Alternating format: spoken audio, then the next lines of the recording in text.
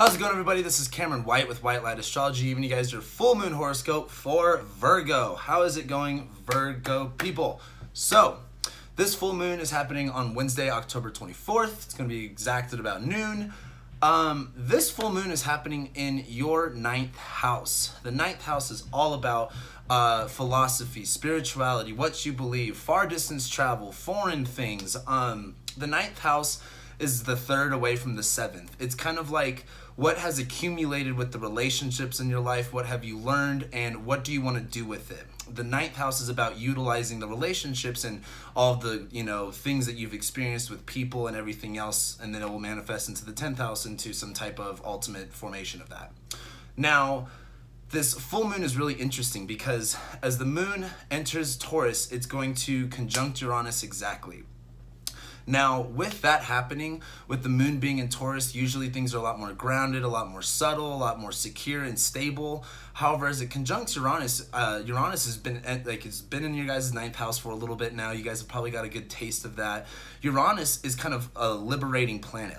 Uranus is very different. Uranus is very creative. Uranus is very explosive. And so when you've had Uranus in your 9th house for a little bit now, you've had this, probably a little bit of a undertone of a lot of spiritual breakthroughs, a lot of understanding of yourself, a lot of understanding about, this world, and really kind of like letting yourself believe different things and kind of having a more of a spark of intuition and things like that.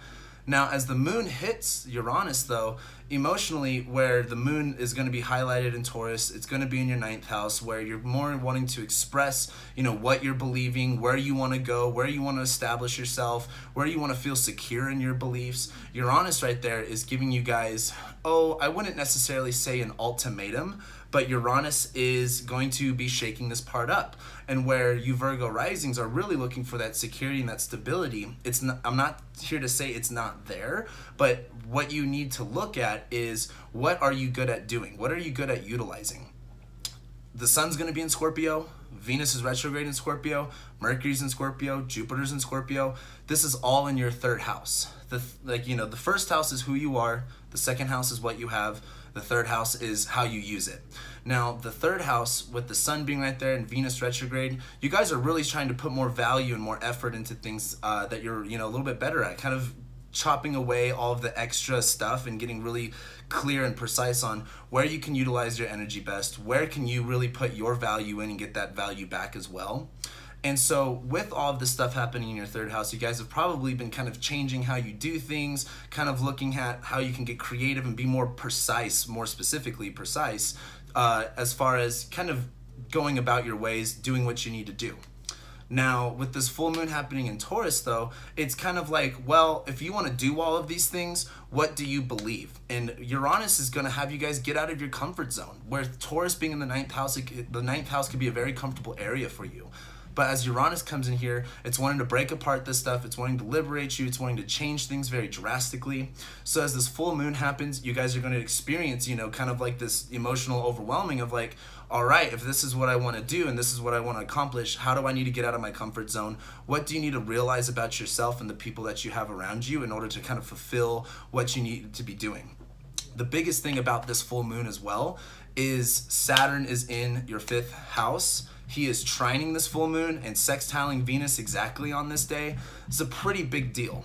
As Saturn's been in you guys' 5th house, where you guys have been wanting to establish and have a little bit more discipline with 5th house activities, that's, love, romance, art, creation, whatever you're really passionate about. Also has a lot to do with kids.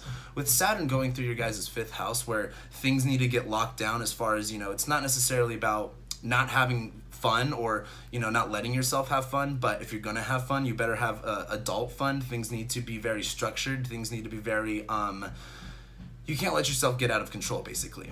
So with this full moon trining Saturn, where Saturn's also encouraging you to be a little bit more mature about what you want, not being so not being so crazy along with it.